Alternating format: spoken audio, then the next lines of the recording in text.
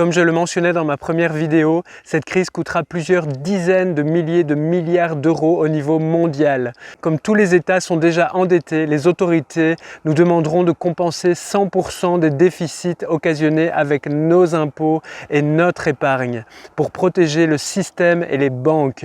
Cette situation va s'empirer avec les millions de chômeurs et les pertes d'emplois massives des entreprises exsangues. Cela n'a rien de nouveau, cela fait plusieurs dizaines d'années que les États lorgnent sur l'épargne des gens. En Belgique, l'épargne représente une très grosse partie de la richesse nationale. Je pense que c'est similaire en France et dans de nombreux autres pays européens. Cette crise est donc une véritable aubaine pour les dirigeants, car c'est l'épargne des gens à travers les blocages bancaires qui payera le déficit de la crise. Sans parler des économies que l'État a fait sur les retraites des personnes âgées décédées. Les aides publiques, si elles arrivent un jour, ne seront pas des cadeaux. Ce sont des futurs impôts additionnels. Un impôt qui s'intitulera probablement impôt Corona. Au niveau économique, on risque de sortir du confinement dans des cimetières urbains avec des dizaines de milliers de commerçants, de petits artisans et de petits indépendants qui ne pourront plus rouvrir leurs boutiques avant un moment.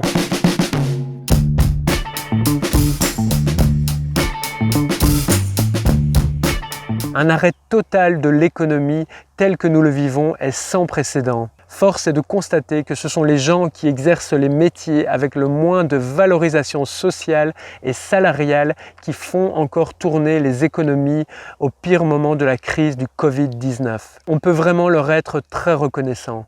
Je me demande où sont les grandes femmes et grands hommes d'État, où sont leurs discours. Ils semblent bien confinés pendant que la base continue de travailler encore pour eux et compense les erreurs de leur élite. Sincèrement, pour moi, il est révoltant de dire que c'est le peuple qui est coupable de l'ampleur de la pandémie de Covid-19. Il me semble qu'en Belgique, la première ministre n'a pris aucune décision historique. Elle a attendu les discours de Macron pour prendre des mesures similaires. En 2017, par ailleurs, la même première ministre, à l'époque ministre du Budget, justifiait de grosses réductions budgétaires dans le secteur de la santé.